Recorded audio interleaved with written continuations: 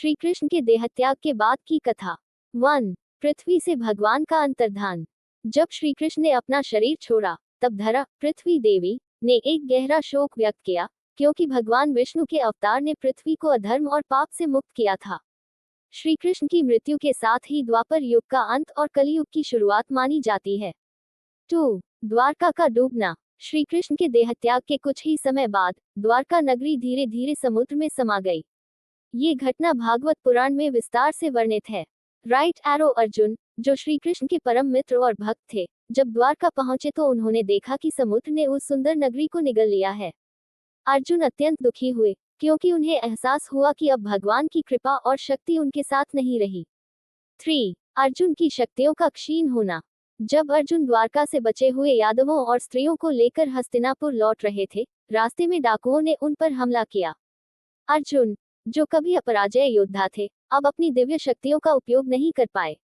ये घटना इस बात का प्रतीक है कि जब तक भगवान का साथ होता है, तब तक ही मनुष्य में असाधारण शक्ति रहती है। 4. पांडवों का अंत समय और महाप्रस्थान। श्री कृष्ण के देहत्याग और द्वारका के अंत के बाद पांडवों ने भी राज्य का त्याग कर दिया। युधिष्ठिर ने परीक्षित, अर्जुन के पोते, को हस्तिनापुर का राजा बनाया।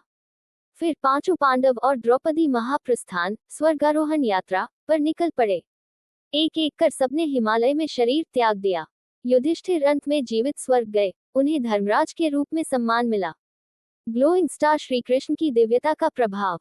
हालांकि श्री कृष्ण ने पृथ्वी पर शरीर त्याग दिया, लेकिन उनके उपदेश, कर्म और लीला आज भी लोगों के मन और संस्कृति में जीवित हैं। श्रीमद् भगवद गीता, जिसे उन्होंने अर्जुन को सुनाई, आज भी विश्व भर में एक जीवन दर्शन के रूप में पढ़ी और मानी जाती है। श्री कृष्ण को पूर्ण अवतार माना जाता है, यानी भगवान विष्णु का संपूर्ण अवतार जिसमें सभी दिव्य गुण विद्यमान हैं।